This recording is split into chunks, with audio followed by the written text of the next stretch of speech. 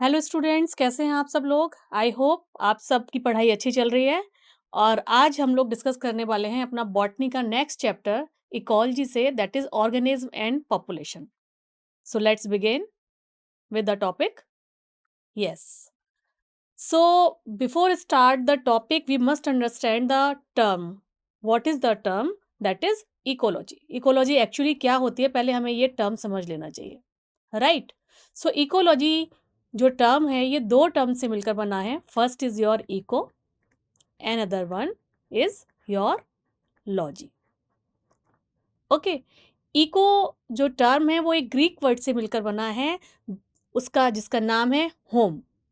Okay, home and logy study of, यानी अपने घर की या अपने घर में होने वाले आसपास के एनवायरनमेंट की जो स्टडी है।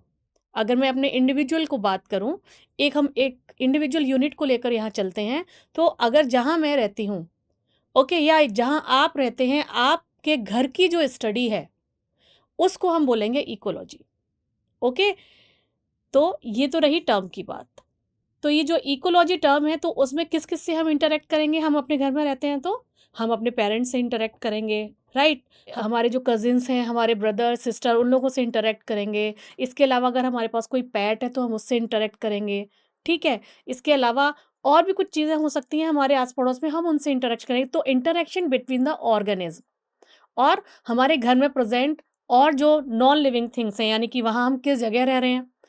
अगर हम किसी सर्दी वाली जगह रह रहे हैं तो वहाँ के एनवायरनमेंट में, ठीक है, क्लाइमेट कैसा होगा। अगर हम कहीं कहीं ज़्यादा बारिश होती है तो अगर हम वहाँ हैं तो उसके क्लाइमेट के साथ भी इंटरेक्ट करेंगे अगर हम रोड पर निकलेंगे, है ना। अगर कहीं गर्मी ज़्यादा है तो उसके साथ भी इंटरेक्ट करेंगे। तो इंडिविजुअल, एक पर्टिकुलर ऑर्गेनिज्म और एक इंडिविजुअल अपने लिविंग जो एनवायरनमेंट है वो, एंड जो नॉन लिविंग एनवायरनमेंट है उसके साथ जो भी इंटरेक्शन करेगा, वो जो स्टडी है वो आती है इस पर्टिकुलर टॉपिक में और इस पर्टिकुलर यूनिट में, that is your ecology. So it is a subject in which we study the interaction among the organism, right, and between the organism and its physical and chemical environment. Okay, physical, chemical, and or you can say abiotic environment। Abiotic factors जो होते हैं, like अगर हम इसकी बात करें तो हम इसको कैटेगराइज कर सकते हैं। अगर हमने कहा इंटरेक्शन अमंग ऑर्गेनिज्म, ऑर्गेनिज्म का मतलब क्या है कि वो लिविंग है, ठीक है। कोई भी ऐसी चीज़ है जिसके अंदर लिविंग सेल है, जिसके अंदर लाइफ है। तो जिसके अंदर लाइफ है उसको हम बोलेंगे बायोटिक कंपोनेंट, इकोलॉजी के टर्म में। यहाँ पर इकोलॉजी की बात हो रही है।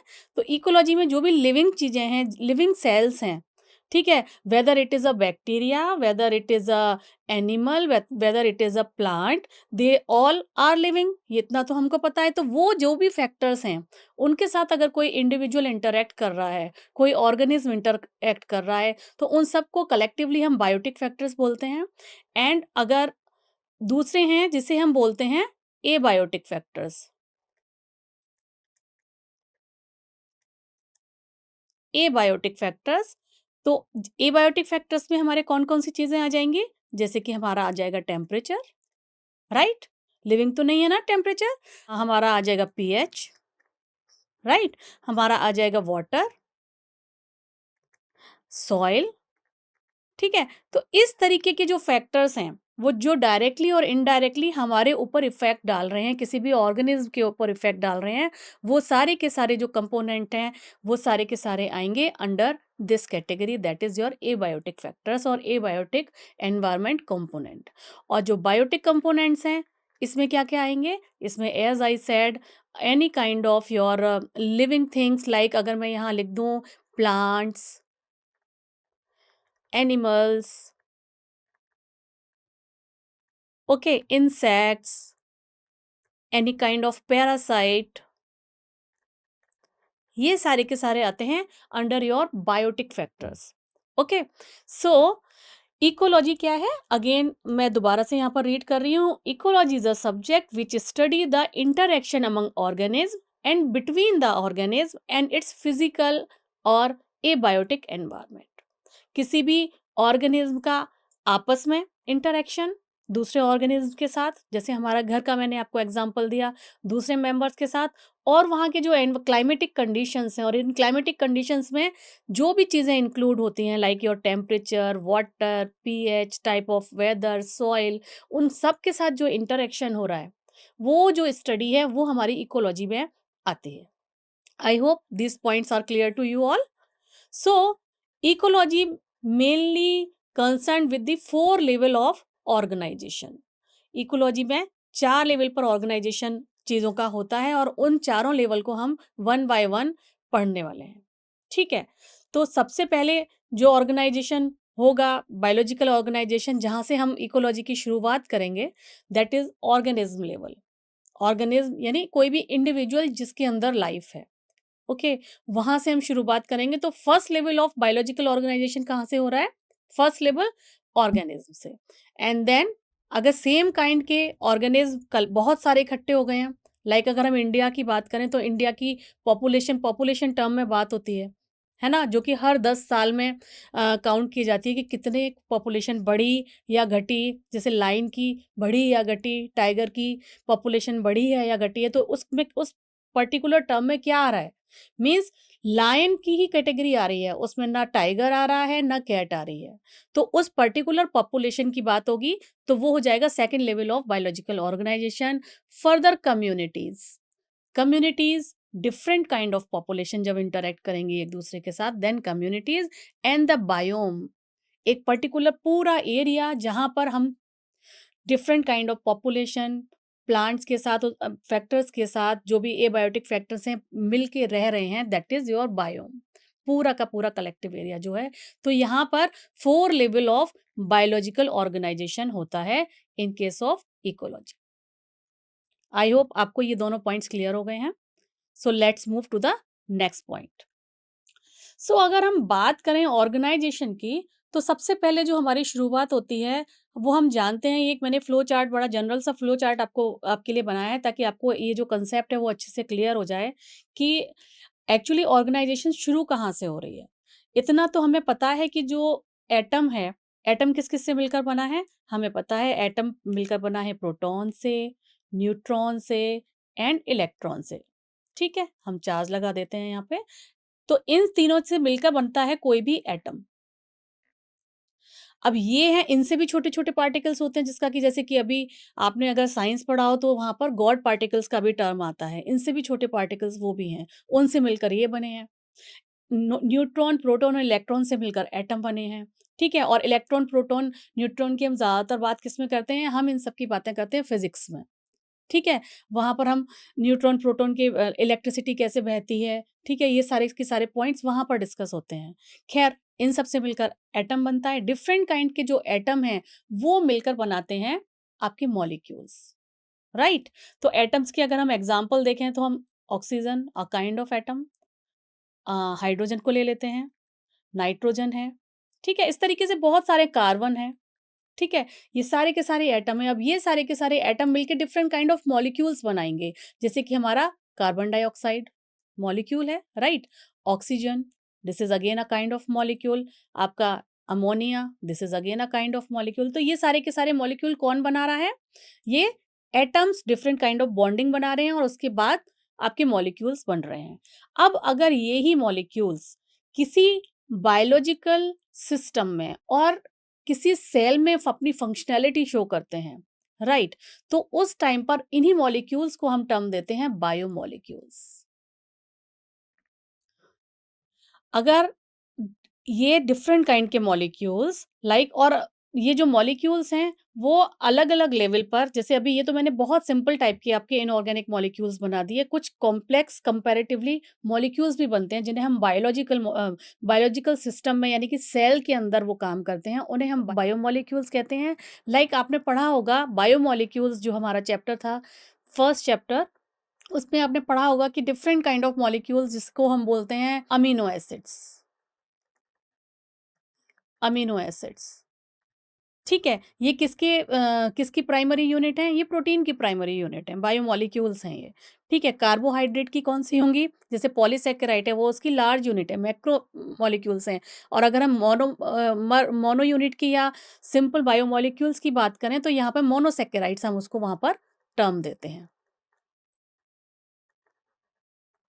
ठीक है, ऐसे ही आपके न्यूक्लिक एसिड्स हो गए। तो ये सारे के सारे जो मॉलिक्यूल्स हैं, ये बायोमॉलिक्यूल्स कहलाते हैं। तो लाइफ कहाँ से शुरू हुई? यहाँ। अगर कोई फंक्शनैलिटी यहाँ पर इन मॉलिक्यूल्स की within a living cell आ रही है, तो प्राइमरी लेवल ऑफ ऑर्गेनाइजेशन यहाँ से हमारा शुरू हो जाता है इन बायोलॉजी। ठीक है? तो यहाँ पर तो हमने फिजिक्स पढ़ी, यहाँ पर हमने केमिस्ट्री पढ़ी, जब हम मॉलिक्यूल्स की एटम की मॉलिक्यूल्स की बात करते हैं, और यहाँ से हमने बायो स्टार्ट कर दी, जब लिविंग सिस्टम की बात शुरू हो गई। ठीक है? अब यही बायोमॉलिक्यूल्स आपस में कंबाइन करके, क्लब करके फर्दर ये ड्राइव करेंगे different kind of macromolecules, and different kind of macromolecule again utilise inside a cell, and cell same kind of function अगर कोई एक सेल परफॉर्म कर रही है, that time we can use the term tissue. Right? अगर same kind की cell, like अगर हमारी लंग की जो सारी सेल्स हैं वो एक तरीके का फंक्शन कर रही हैं, तो हम उसे टिश्यू बोलेंगे। Right? And tissue then organ, and organ then organ system, और वो जो ऑर्गन सिस्टम है वो एक किसी पर्टिकुलर इंडिविजुअल में होगा।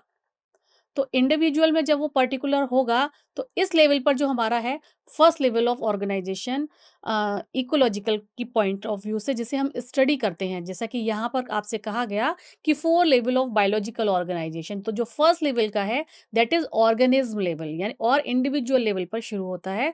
तो बायोलॉजिकल ऑर्गेनाइजेशन का जो फर्स्ट लेवल है वो इंडिविजुअल लेवल पर और ऑर्गेनिज्म लेवल पर शुरू होता है, इस लेवल पर शुरू होता है। Then similar kind of individuals, अगर बहुत सारे हैं तो उन्हें हम पॉपुलेशन टर्म देंगे, and different population when interact to each other. ठीक है? तो उस टाइम पर हम कम्युनिटीज टर्म देंगे। कम्युनिटीज, डिफरेंट कम्युनिटीज आपस में इंटरैक्ट कर रही हैं, डिफरेंट कम्युनिटीज किस तरीके से कर रही हैं, क्या क्या फैक्टर्स इन्वॉल्व हैं, क्यों कोई हायर लेवल पर है, क्यों कोई लोअर लेवल पर है। ठीक है? वो सर्वाइवल के लिए क्या कर रहे हैं। तो ये जो लेवल ऑफ ऑर्गेनाइजेशन है वो सारा का सारा हम इस चैप्टर में पढ़ने वाले हैं। ठीक है? एंड देन कम्युनिटीज के बाद आपका आ जाता है ecosystem, and then the biome. जो हमारा अर्थ है दैट इज बायोम। ठीक है? हम पूरे एनवायरनमेंट में सभी लोग मिलजुल कर कैसे रह रहे हैं, और डिफरेंट काइंड के एबायोटिक और बायोटिक फैक्टर्स किस तरीके से उसको इन्फ्लुएंस कर रहे हैं। ओके? यस। सो अब यहाँ से हमारा मेन जो चैप्टर है वो शुरू होता है, organism and it's environment. So, ecology at the organism level is essentially physiological ecology. ये दोनों टर्म मैंने हाईलाइट किए हैं। क्यों हाईलाइट किए हैं? ये बताने के लिए आपको हाईलाइट करे हैं कि जो इकोलॉजी का जो फर्स्ट लेवल है ऑर्गेनाइजेशन का, that is organismic level. Already we discussed it, है ना? ये पहले ही हमने डिस्कस कर लिया। अगर किसी एक इंडिविजुअल में हमें ऑर्गेनिज्म लेवल पर कोई स्टडी करनी है, तो हम क्या स्टडी कर सकते हैं किसी एक इंडिविजुअल में? लाइक आपको 10th में आपको एक फ्रॉग दिया होगा या रैबिट दिया होगा कि लो इसको स्टडी करो। या फिर अगर चलिए उसको भी छोड़ दें, अगर आप किसी एक इंडिविजुअल की बात करें, उसे स्टडी करो।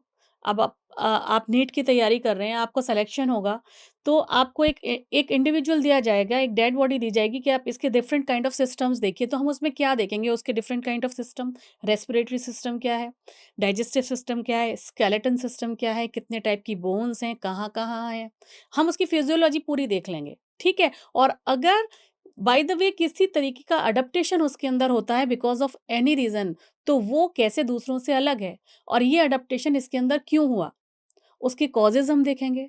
ठीक है? तो फिजियोलॉजिकल इकोलॉजी इसमें पढ़ी जाती है ऑर्गेनिज्म लेवल पर। ठीक है? Which try to understand how different organism are adapted to their environment in term not only for survival but also for reproduction. This is very very important. ये दोनों जो पॉइंट हैं ये बहुत ही इंपॉर्टेंट है कि ऑर्गेनिज्म लेवल पर जो फिजियोलॉजिकल इकोलॉजी हमने स्टडी की, उसमें हमने क्या स्टडी करना है? हमें ये स्टडी किया जाएगा, हम ये स्टडी करेंगे कि अगर उसने किसी भी तरीके का अडप्टेशन किया है, तो वो क्यों किया होगा किसी भी इंडिविजुअल ने? क्योंकि अगर उसे वहाँ पर किसी भी एक पर्टिकुलर एनवायरनमेंट में रहना है तो सर्वाइव तो करना ही है।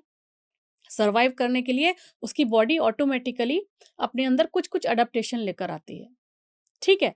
तो सर्वाइवल के लिए वो अडैप्टेशन आए and also for the reproduction, क्योंकि नेचर में तो ऐसा ही होता है, अगर आप रिप्रोड्यूसिबल हैं, तो नेचर आपको अपने लिए नेचर के लिए फिट मानता है।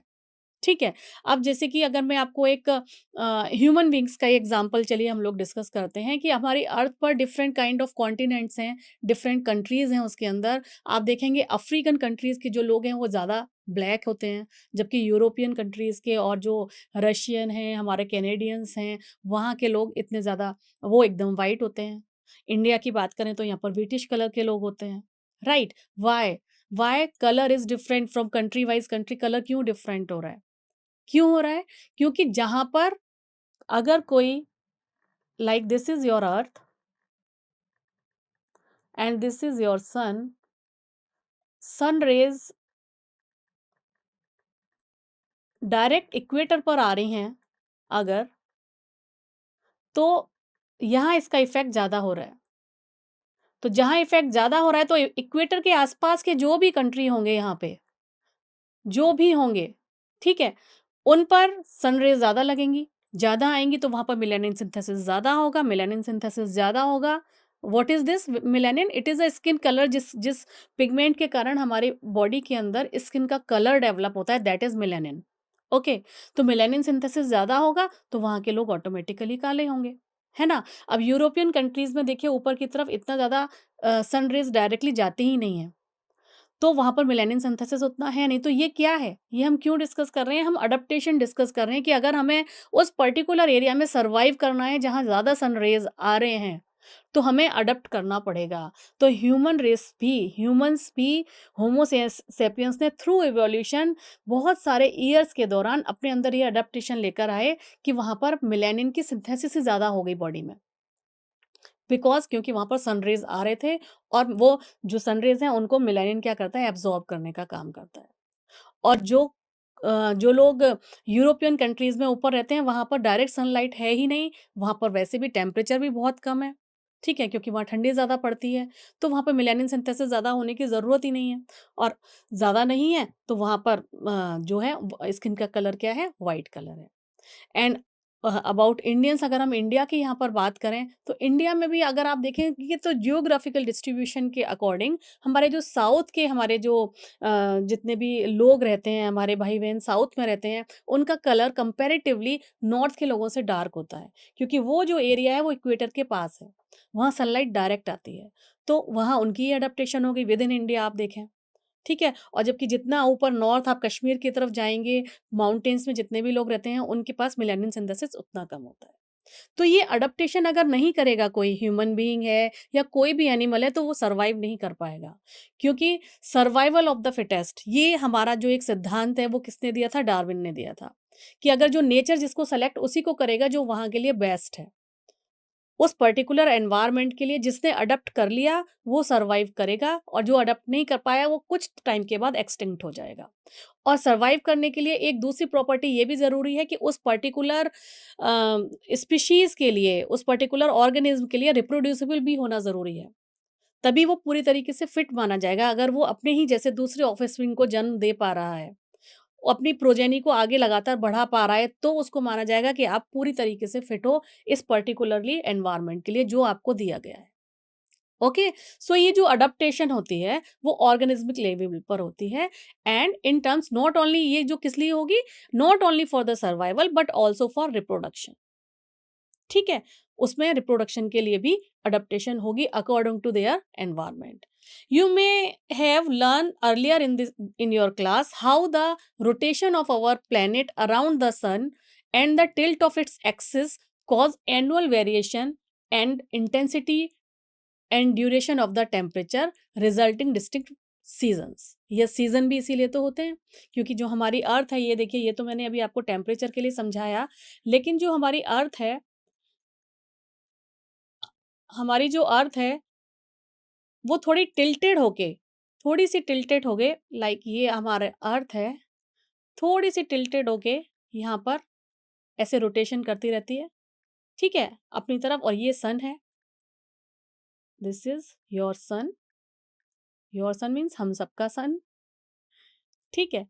अब ये जब ये टिल्टेड होके कर रही है तो जो जितना डायरेक्ट सनलाइट के सामने है एरिया वो उतना वार्म रहेगा। ये हमने अभी स्किन कलर के लिए भी डिस्कस किया और इसके हिसाब से ही सीजन भी डेवलप होते रहते हैं। जो सन के सामने है वो सारा कैसा हो जाएगा, वो उधर दिन है, और जो पीछे साइड में है वहाँ पर नाइट है, ठीक है। डे नाइट भी इसी तरीके से चलती है और डिफरेंट काइंड ऑफ सीजन्स भी इसी तरीके से चलते हैं। सन के चारों तरफ जो रोटेशन होता है अर्थ का उस पर डिपेंड करता है कि किस तरीके के सीजन्स आएंगे, कब आएंगे और कितने दिन के लिए रहेंगे, ठीक है।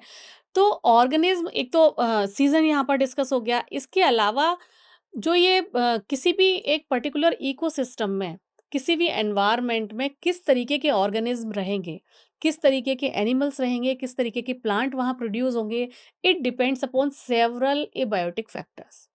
और उसमें सबसे ज़्यादा इम्पोर्टेंट ये होता है कि वहाँ का टेम्परेचर कैसा है, और दूसरा ये है कि वहाँ का टेम्परेचर के साथ-साथ वहाँ पर प्रेसिपिटेशन यानी बारिश, बारिश भी हो सकती है या स्नोफॉल, दोनों को ही यहाँ कंसीडर किया जाएगा, वो कितनी होती है। ये 2 फैक्टर ये डिसाइड करते हैं कि वहाँ का जियोग्राफिकल कंडीशंस कैसी होंगी, ठीक है। तो duration of temperature and variety of precipitation ये दोनों ही डिसाइड करेंगे। एंड प्रेसिपिटेशन में ऑलरेडी मैंने आपको बताया कि रेन और स्नो दोनों ही इंक्लूड होंगे, ठीक है। तो इसके अकॉर्डिंगली ये बताया जाता है कि हमारे जो पूरी अर्थ है उस पर 4 तरीके के वायुम प्रेजेंट हैं। कौन-कौन से हैं? First is your desert, then rain forest, then tundra, coniferous, grassland, ये सारे के सारे डिफरेंट जो बायोम हैं वो यहाँ पर अर्थ पर प्रेजेंट होते हैं, ठीक है। अब अगर हम इस एक चार्ट को देखें जो कि आपकी एनसीईआरटी की बुक में दिया हुआ है, तो ये एक्स एक्सिस है हमारी, this is your X axis and this is your Y axis, ठीक है। एक्स एक्सिस पर हमारा डिफरेंट प्रेसिपिटेशन दिया हुआ है इन सेंटीमीटर, यानी कि बारिश कितनी हो रही है इन सेंटीमीटर एनुअली। एनुअली कितनी बारिश हो रही है? 50 सेंटीमीटर हो रही है एनुअली। अगर हम उसे कलेक्ट करते जाएँ, पानी को कलेक्ट तो कर नहीं पाएँगे, वो तो आएगा, सॉइल एब्ज़ॉर्ब करेगी, फिर सूख जाएगा, है ना? फिर आएगा, लेकिन अगर कलेक्ट करें तो कितनी होगी? ये यहाँ पर मेज़रमेंट यूनिट इन्होंने दी हुई है, 50, 100, 150, 200, इस तरीके से इन्होंने कैटेगराइज़ किया हुआ है on your X axis. And on the Y axis यहाँ पर दिया हुआ है योर टेम्परेचर। -15 से शुरू होके -10, -5, 0, 5 एंड सो ऑन। तो ये दिखाता है कि मैक्सिमम जो है हमारा कहाँ पर बारिश जहाँ सबसे ज़्यादा होगी। सबसे ज़्यादा बारिश कहाँ होती है?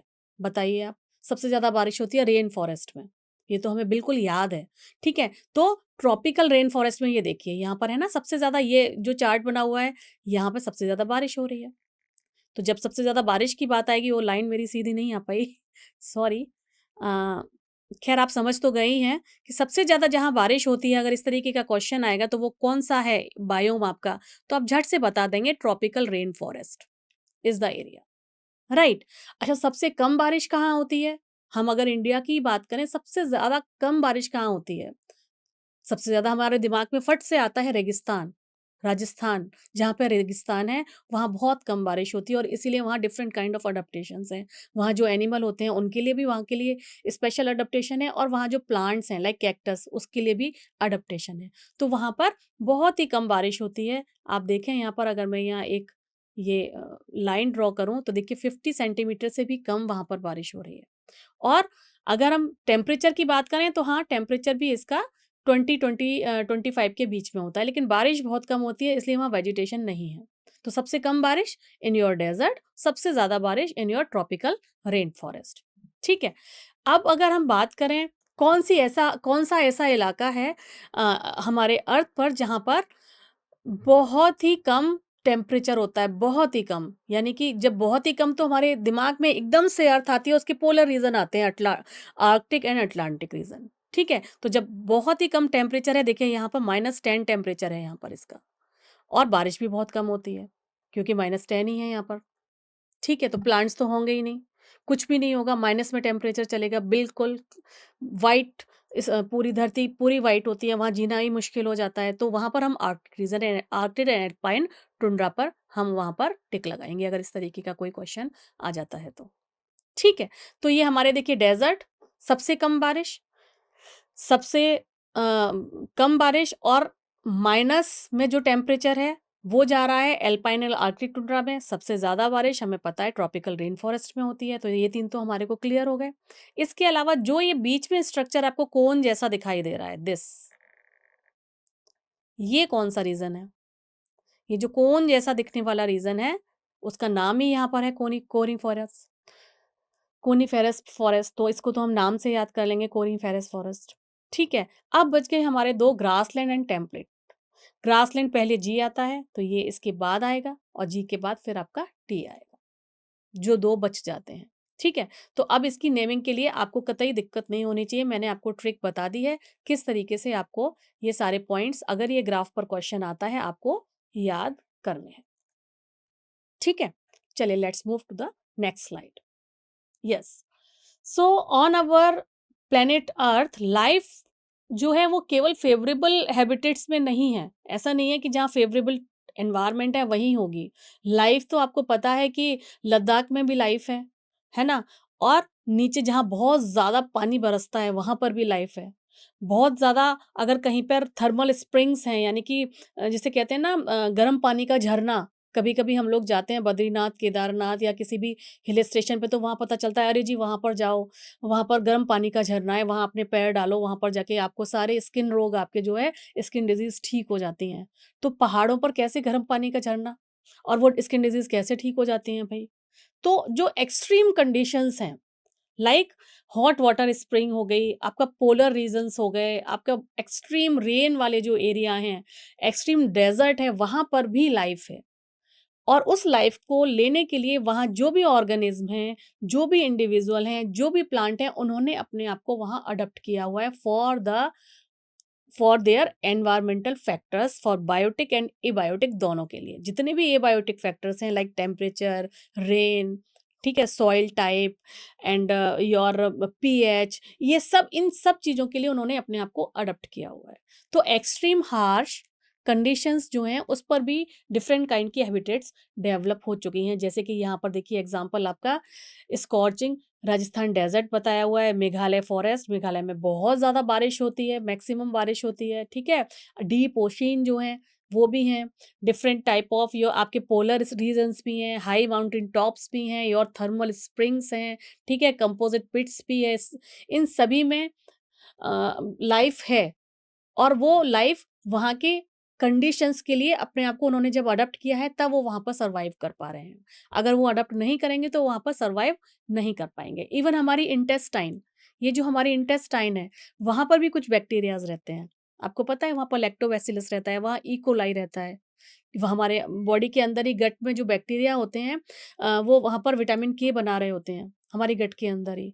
तो वो वहाँ की कंडीशंस के लिए उन्होंने अपने आप को फिट कर लिया है, वो ऑप्टिमम कंडीशंस उनके लिए अब बन गई हैं, इसलिए वो वहाँ पर ग्रो कर पा रहे हैं। बहुत सारे hundreds of species of bacteria, microbes वहाँ पर हमारी गट में ग्रो करते हैं, right? Okay. So major environmental factors, कौन कौन से मेजर एनवायरमेंटल फैक्टर हैं जो हम इस चैप्टर में पढ़ने वाले हैं? First is your temperature, this is the most important factor. Most important factor है हमारा temperature, followed by your water, then light, then soil. तो 4 हैं, 4 फैक्टर्स हैं जो सबसे ज़्यादा इंपॉर्टेंट हैं और जो हम इस चैप्टर में डिस्कस करने वाले हैं। फर्स्ट है आपका टेम्परेचर, जो सबसे ज़्यादा इंपॉर्टेंट है, followed by water, then light, then soil. So we must remember that physiochemical or abiotic components alone do not characterize the habitat of an organism completely. Okay, the habitat include biotic components too. तो ये जो abiotic components हैं, abiotic components कौन कौन से थे हमारे? यही चारों, temperature, water, light, soil, pH भी आ जाएगा यहाँ पर, ठीक है? तो इसके अलावा ये जो बायोटिक कंपोनेंट्स हैं, जैसे कि आपके पैथोजेंस हैं, आपके पैरासाइट्स हैं, different kind of parasites, different kind of predator, ठीक है, डिफरेंट काइंड ऑफ कॉम्पिटिटर्स, ये भी बायोटिक कंपोनेंट्स डिसाइड करती हैं किसी भी ऑर्गेनिज्म के वहाँ रहने पर या नहीं रहने पर। ठीक है? तो ये बायोटिक कंपोनेंट्स भी और एबायोटिक कंपोनेंट्स भी, ये दोनों मिलकर ये डिसाइड करते हैं कोई भी ऑर्गेनिज्म या इंडिविजुअल या उसकी जो पॉपुलेशन है वो वहाँ पर रुकेगी या नहीं रुकेगी। ठीक है? Okay. So first abiotic factor is your temperature. So it is the, already I told you that it is the most important or most ecologically relevant environmental factor. ये आपको बात याद रखनी है कि सबसे इंपॉर्टेंट यही है। Average temperature on land varies seasonally, decreases progressively from equator towards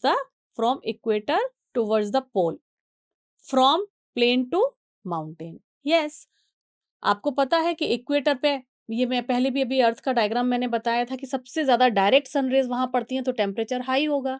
poles पर डायरेक्ट नहीं पड़ रही हैं, इनडायरेक्टली पड़ रही हैं, तो वहां तो माइनस में टेम्परेचर होता है, जाती ही नहीं है, सनलाइट बहुत कम जाती है।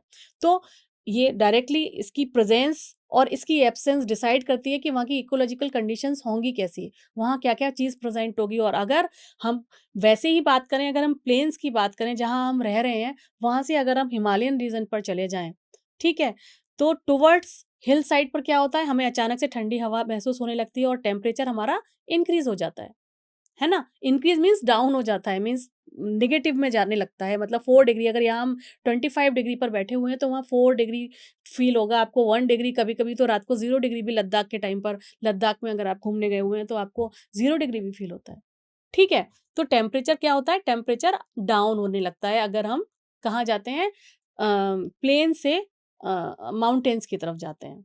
और अगर हम ऐसे ही इक्वेटर से अगर पोल्स की तरफ जाते हैं, वहां पर भी टेम्परेचर जो है डाउन होने लगता है। ठीक है, तो इसकी पूरी एक रेंज होती है और ये डिपेंड करता है कि कहाँ कैसा टेम्परेचर है और इस हिसाब से वहां पर कौन सा ऑर्गेनिज्म रह पाएगा या नहीं रह पाएगा। ओके, इट रेंजेस फ्रॉम सब zero level in polar region, already ये मैंने आपको बताया कि पोलर रीजन पे सब जीरो माइनस में जाएगा, and high altitude more than 50, जो कि कहाँ मिलता है, डेजर्ट में। और जो डेजर्ट में क्यों, अब तो हमारे दिल्ली में भी, दिल्ली नोएडा इधर भी हमारा 45 तो बहुत कॉमन है, सब समर्स में 45 डिग्री तो आराम से पहुंचता है। इनफैक्ट कभी कभी तो 48 डिग्री भी चला जाता है टेम्परेचर, जब बहुत ही जून का महीना होता है 48 तक जाता है ना। तो ये पूरी रेंज है और वहां पर पोल्स पे कितना होता है, -2, -20 तक भी जाएगा अगर हम अटलांटिका रीजन में जाएंगे तो। ठीक है, तो बहुत ज्यादा माइनस में भी जाता है, लद्दाख में आपका -2 तक चला जाता है temperature. Okay, so this is about the range of temperature, कहाँ से कहाँ तक की रेंज होती है टेम्परेचर की, और ये ही डिसाइड करती है कि टेम्परेचर के अकॉर्डिंग सीजन वहां पर कैसा होगा। ठीक है, there are however unique habitats such as thermal springs and deep sea hydrothermal vents where average temperature exceed 100 degree centigrade. 100 degree centigrade भी होता है थर्मल स्प्रिंग्स में, जहां पर मैंने अभी जस्ट जैसे आपको थोड़ी देर पहले बताया था कि कहीं कहीं होता है ना कि गर्म पानी का झरना है, वहां चले जाओ, आपकी स्किन डिजीज ठीक हो जाएगी। एक तो हम माउंटेन्स पे आए हुए हैं, वहां ऑल ओवर तो ठंडा है, लेकिन ये गर्म पानी का झरना कहाँ से आ गया, तो वो इसका अपना एनवायरमेंट है और वहां उसका टेम्परेचर 100 है। और वो जो स्किन डिजीज ठीक होगी वो कैसे होगी, वो ऐसी होगी कि उस गर्म पानी के झरने में भी कुछ सल्फर कंटेनिंग बैक्टीरिया होते हैं। ठीक है, सल्फर बैक्टीरिया वहां प्रेजेंट होते हैं जो कि काम करते हैं स्किन पर। ठीक है, और इसीलिए कहा जाता है उसमें अगर आप पानी में पैर डुबा के रखोगे या हाथ डुबा के रखोगे तो आपकी स्किन, ऐसी मान्यता है कि आपकी स्किन ठीक हो जाएगी। ठीक है, तो उसका एवरेज टेम्परेचर 100 डिग्री के आसपास होता है। ठीक है, सो इट इज जनरली, और इसका एक और देखिए, ये तो अभी मैंने आपको बैक्टीरिया के बारे में बात बताई। अगर हम बैक्टीरिया से ऊपर थोड़ा से उठें, तो अगर हम प्लांट्स की बात करें तो जो मैंगो हमारा जो बहुत प्यार से सब लोग खाते हैं, मैंगो, वो केवल इंडिया या गर्म जो एनवायरनमेंट वाले जो प्रदेश हैं, जो जगह हैं, वहाँ पर प्रोड्यूस होता है, क्योंकि उसको अपना एक ऑप्टिमम टेम्परेचर चाहिए। अगर हम इसी मैंगो की बात करें कि मैंगो अगर हम सोचें कि क्या कनाडा में और जर्मनी में प्रोड्यूस होता है, नहीं होता, वहाँ पर इंडिया से ही एक्सपोर्ट होता है ये, क्योंकि इसके लिए जो ऑप्टिमम टेम्परेचर है वो वहाँ पर है ही नहीं, वहाँ पर सनलाइट उतनी पहुँचती ही नहीं है कि ये मैंगो वहाँ पर ग्रो हो पाए।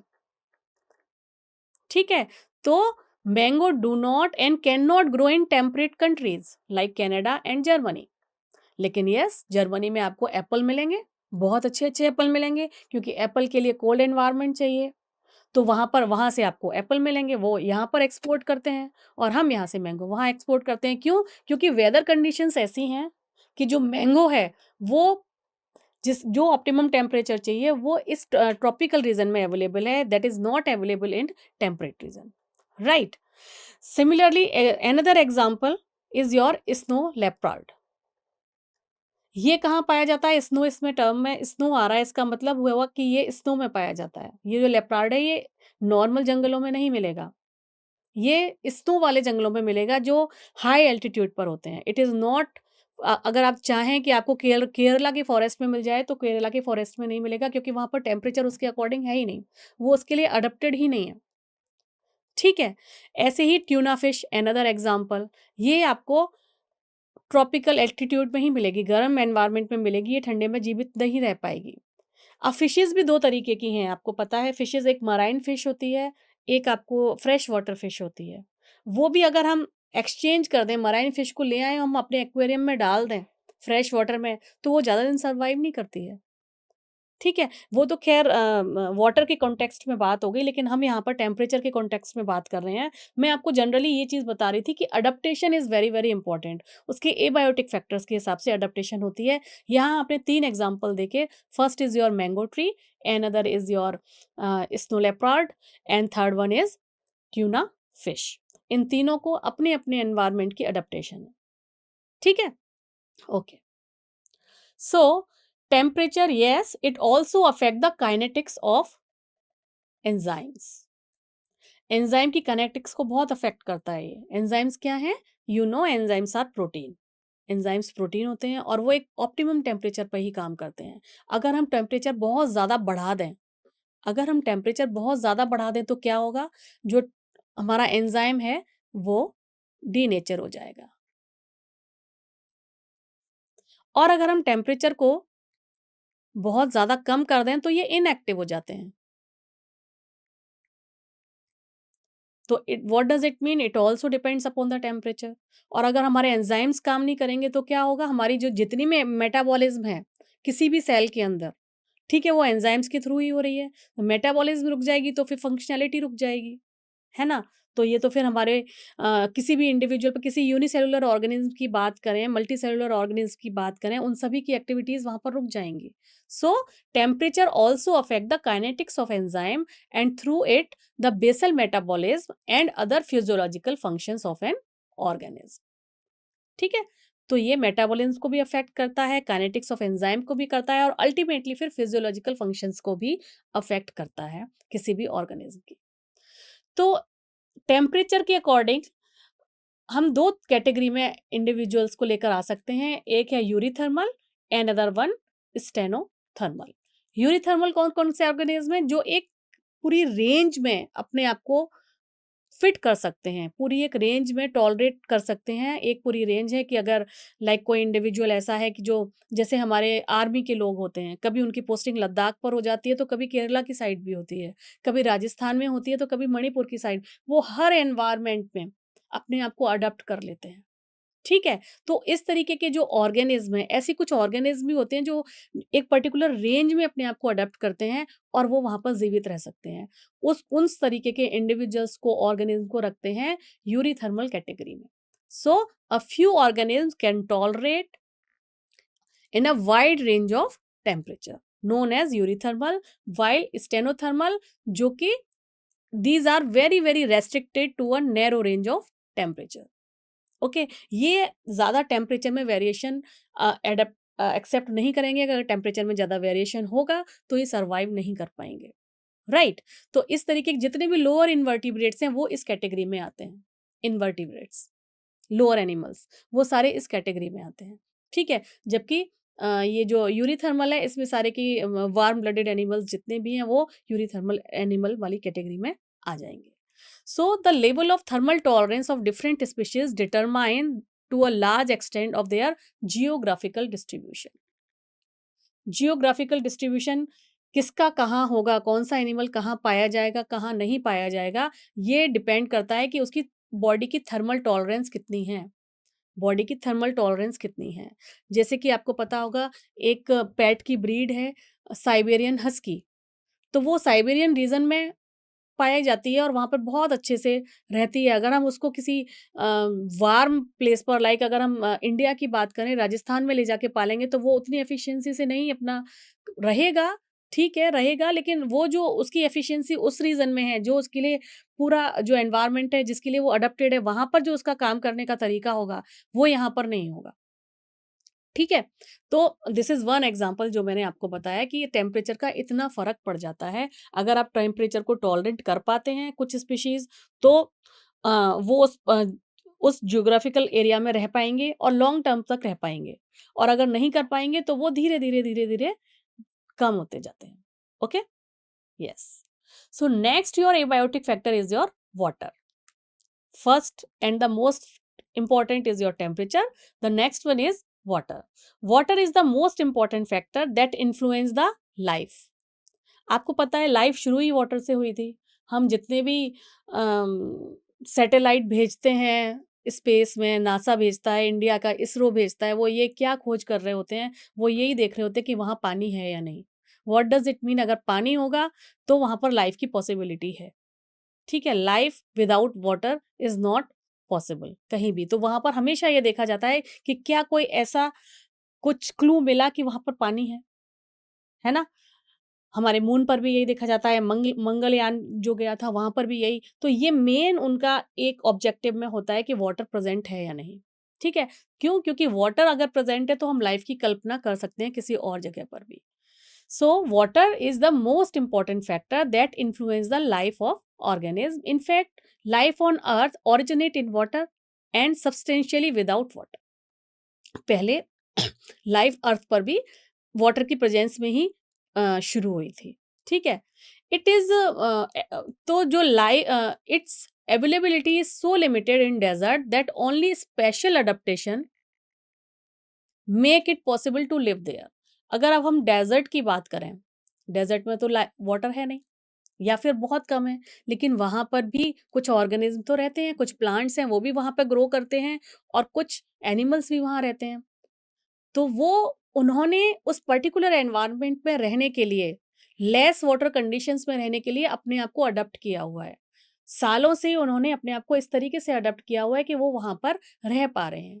जैसे कैक्टस है, कैक्टस ने अपनी लीव्स को किस में कन्वर्ट किया? कैक्टस ने अपनी लीव्स को कन्वर्ट किया थ्रोन में, ताकि हमारा जो ट्रांसपिरेशन है वो रुक जाए, वाटर लॉस कम से कम हो।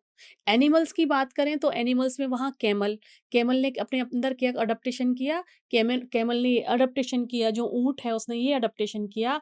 बाकी बाकी फैक्टर्स के लिए भी अडॉप्टेशन करे, लेकिन मैं इस टाइम वाटर के कॉन्टेक्स्ट में आपको बता रही हूँ कि वो वाटर को बहुत देर तक होल्ड कर सकता है। जो यूरिनेट करेगा और जो डेफिकेशन करेगा उसमें बहुत मिनिमम अमाउंट में वाटर होगा। बहुत दिनों बहुत बहुत देर में एक तो यूरिनेट करेगा और जो पॉटी करेगा मीन्स जो डेफिकेट करेगा वहाँ उसमें वाटर लॉस वो मिनिमम करेगा।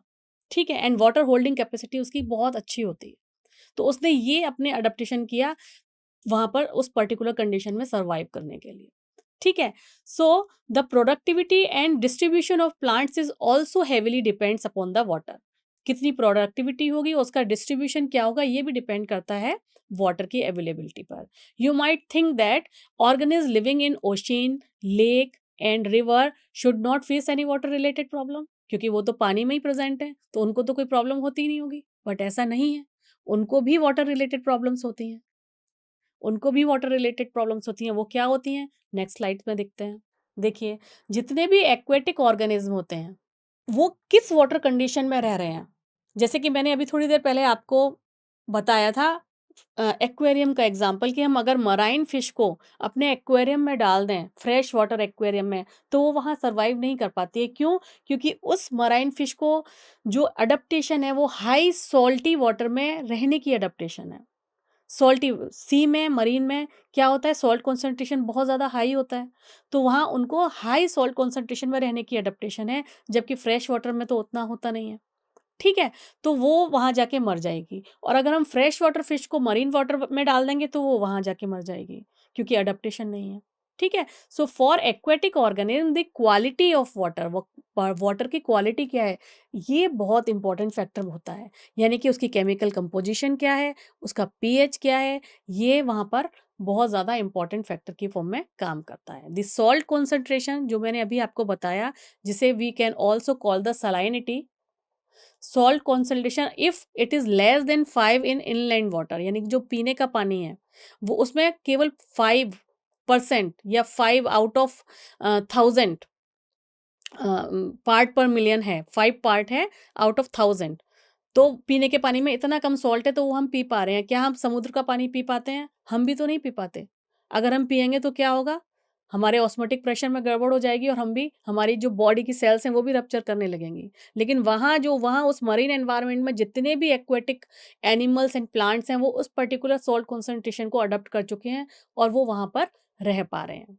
ठीक है? सो इनलैंड में क्या कंसंट्रेशन होती है? Less than 5 of your salt and 30 to 35 पर 5 in the sea and more than 100 in some hypersaline lagoons. कुछ hypersaline lagoons भी होते हैं जहाँ पर more than 100 पार्ट्स पर 1000 सॉल्ट की कॉन्सेंट्रेशन होती है। जैसे कि सॉल्ट के साइड वहीं जितने भी मरीन एरियाज हैं, हमारे इंडिया के साइड पर जितने भी मरीन एरियाज हैं वहाँ पर एक प्लांट होता है सेलिकॉर्निया ब्रैकिएटा। ठीक है? उसमें सॉल्ट की कॉन्सेंट्रेशन बहुत ज़्यादा होती है। वो उसकी अंदर अडैप्टेशन ही ये है कि वो सॉल्ट को एक्युमुलेट करता है।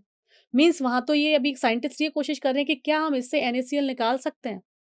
ठीक है? इतना ज़्यादा अडैप्टेशन उसके अंदर होती है और वो वहाँ पर इतनी हाई सॉल्ट कॉन्सेंट्रेशन में सर्वाइव कर सकता है। ठीक है? So some organism are tolerate a wide range of salinity. जब वो वाइड रेंज की सैलिनिटी को कुछ ऑर्गेनिज़्म टॉलरेट कर पाएँ, that time we can call it euryhaline, but others are restricted to a narrow range of salinity, that time we can call it स्टेनोहालाइन। ठीक है? तो जो वाइड रेंज को करेगा उसे हम बोलेंगे यूरिहालाइन और जो नैरो रेंज को अडॉप्ट कर पा रहा है, वैसे ही जैसे कि हमने यहाँ पर इससे पहले टेम्परेचर का देखा था। यहाँ स्टेनोथर्मल था, यूरीथर्मल था, यहाँ पर है यूरिहालाइन and स्टेनोहालाइन। Many freshwater animal can't live for long time in sea water and vice versa. क्यों नहीं हो पाएगा? क्योंकि लाइक ये आपकी सेल है और इस सेल के अंदर आप ये एक्सपेरिमेंट आप कर भी चुके हैं अपने 10th में, आई थिंक। अगर यहाँ पर हाई कॉन्सेंट्रेशन हो, अ, अगर यहाँ पर शुगर सॉल्यूशन है, ठीक है, और यहाँ वाटर है, यहाँ सॉल्यूशन है यहाँ, यानी कि यहाँ पर शुगर भी है और वाटर भी है, तो क्या होगा?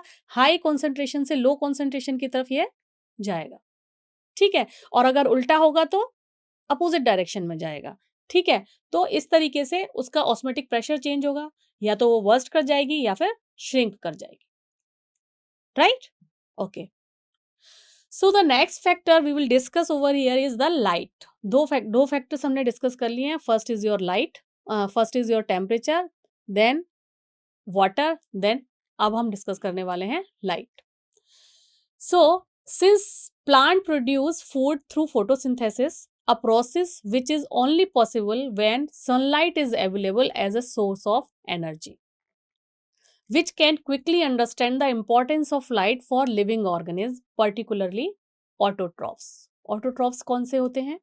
जो अपना खाना खुद बना पाते हैं थ्रू फोटोसिंथेसिस, मीन्स प्लांट्स। इस कैटेगरी में आ जाएंगे हमारे प्लांट्स। प्लांट्स आर ऑटोट्रॉफ्स, वो सनलाइट को कैप्चर करते हैं और उसके बाद अपना फूड खुद बनाते हैं, तो they are dependent upon light. Okay, many species of small plants like herb and shrub growing in forest are adapted to photosynthesis optimally under very low light conditions. Why in very low light conditions? Because they are constantly overshadowed by tall canopied plant. Canopied plant क्या होते हैं? Let me draw a diagram. Like ये अगर आपका एक tree है और ये एक दूसरा ट्री है,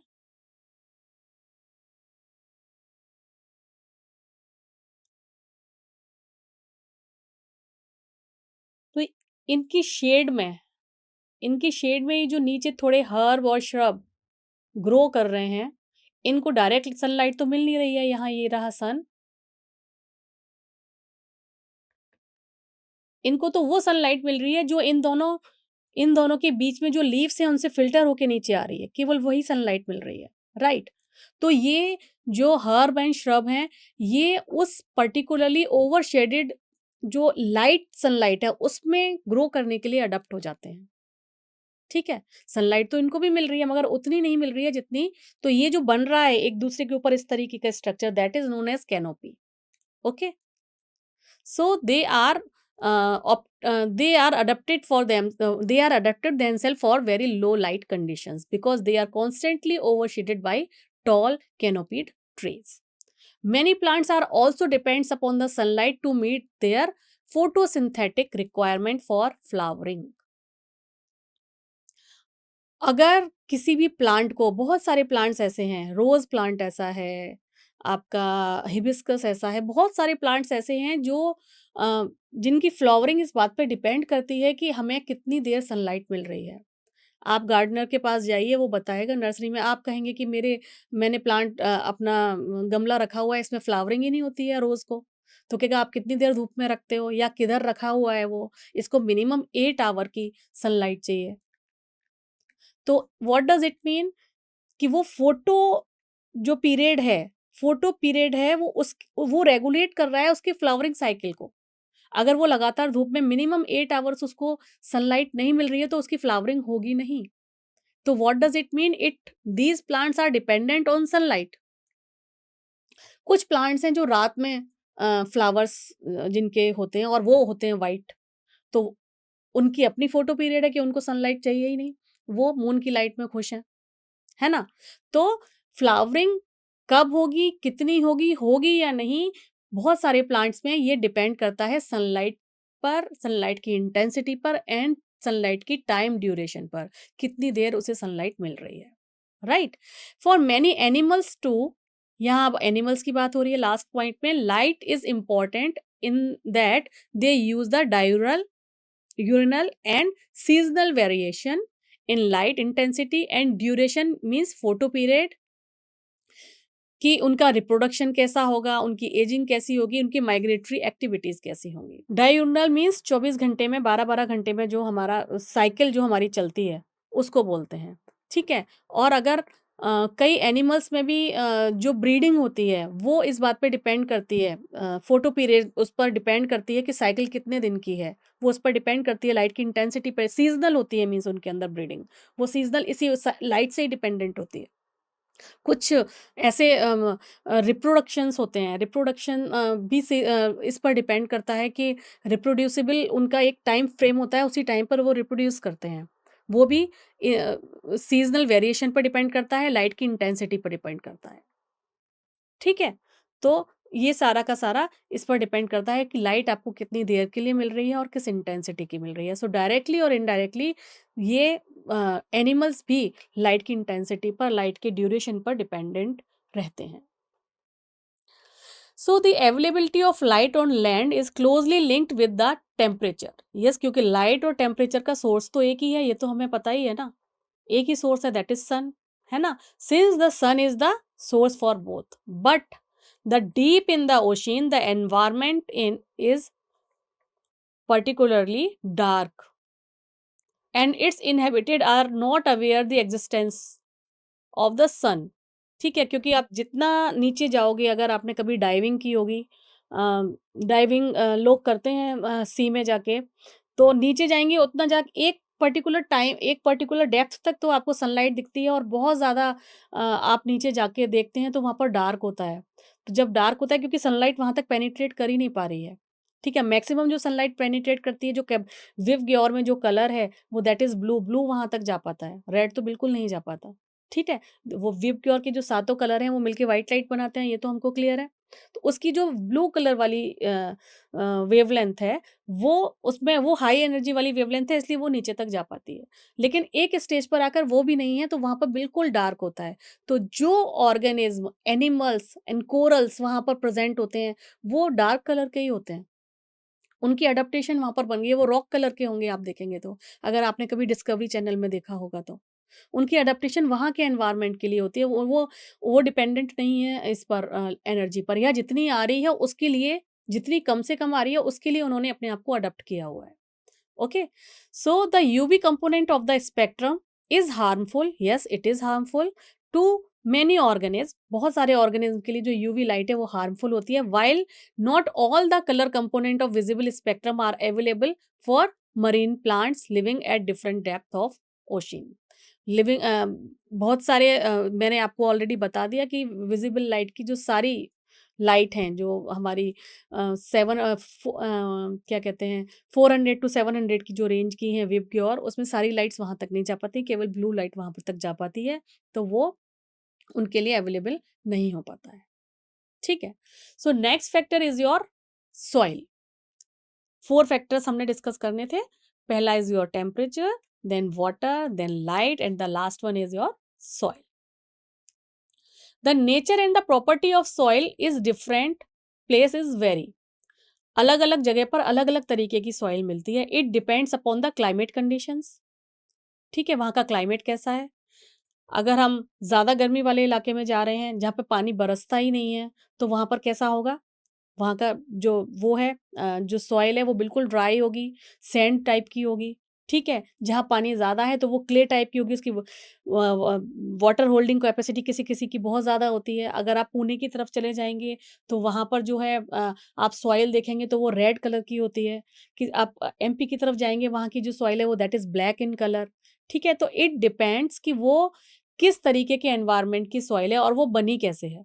ठीक है, क्या वो रॉक के ऊपर सबसे जो पहले लाइकेन था उसने छोटे-छोटे पार्ट्स को तोड़ा, फिर ब्रायोफाइट्स आए, फिर उन्होंने उसको वाटर होल्ड करने की किया कैपेसिटी। और अगर बारिश हो गई, है ना, रेन होती है तो क्या होता है, जब रेन होती है तो ऊपर वाली सरफेस वाटर के साथ बह के साथ में जाती है, और फिर वो अल्टीमेटली जो रेन का वाटर है वो किस में जाके मिलेगा, रिवर में जाके मिलेगा। तो रिवर साइड पर सबसे ज़्यादा फर्टाइल सॉइल मानी जाती है। रिवर साइड पर सबसे ज़्यादा फर्टाइल सॉइल क्यों मानी जाती है, क्योंकि वो बारिश के साथ जितने भी उस पर्टिकुलर रीजन में बारिश हुई थी, सारी ऊपर की लेयर को वो लेकर आ रहा है और वहां जाके उसने इकट्ठा कर दिया। ठीक है, तो इट डिपेंड्स कि वो किस क्लाइमेट कंडीशन की है और वो बनी कैसी है, उसका वेदरिंग प्रोसेस क्या था। वेदर सॉइल इज ट्रांसपोर्टेड, क्या वो बारिश के थ्रू ट्रांसपोर्ट हुई है और वहीं की वहीं कोई रॉक टूट गई टाइम के साथ, with the passage of time वहीं की वहीं टूट गई और उसके सेडिमेंट्स बने और वहीं की वहीं वो स्टोर हो गई। तो it depends. Various characteristic of soil such as soil composition, किस किस से मिलके बने हुए हैं, कितने पार्टिकल्स हैं, क्या क्या इसके कंपोनेंट्स हैं, इसके ग्रेन का साइज क्या है, यानी सॉइल का जो स्मॉलेस्ट पार्टिकल है उसका साइज क्या है और कैसा है, और इसका एग्रीगेशन कैपेसिटी क्या है, इस पर डिपेंड करता है। कौन कौन से कंपोनेंट्स हैं, कौन से करेक्टरिस्टिक हुए, soil composition, grain size and aggregation determine the percolation and water holding capacity of the soil. ये बताएगा कि सॉइल की वाटर होल्डिंग कैपेसिटी कैसी है। Okay, so these characteristics along with the parameters such as pH, mineral composition and the topography determine to the large extent the vegetation of that area. जिस particular area में वहाँ पर जैसी soil होगी वैसा ही वहाँ का प्लांट होगा, और जैसा प्लांट होगा वैसा ही वहाँ पर एनिमल होगा। एम आई राइट और रॉन्ग? राइट और रॉन्ग बताइए। देखिए, अगर किसी भी एक पर्टिकुलर एरिया में अ, अगर जैसे मैं आपसे बात करूं कि साउथ की बात करते हैं, चलो इंडिया की बात करते हैं, साउथ में किस तरीके का है, बारिश ज़्यादा होती है। बारिश ज़्यादा होती है तो वहाँ का खान पान कैसा है, वहाँ क्या प्रोडक्शन ज़्यादा है, वहाँ राइस प्रोडक्शन ज़्यादा है। राइस क्यों है, क्योंकि राइस को क्या चाहिए, वाटर ज़्यादा चाहिए। तो वहाँ पर क्योंकि वहाँ की सॉइल की कैपेसिटी है, वाटर होल्डिंग कैपेसिटी है, इसलिए वहाँ पर वो लोग राइस को ग्रो भी कर पा रहे हैं। वहाँ पर कोकोनट बहुत होता है क्योंकि वो होल्ड कर पा रहा है ना? तो जब वहाँ, और इसी बात पर डिपेंड करेगा कि वहाँ पर एनिमल्स कौन से होंगे।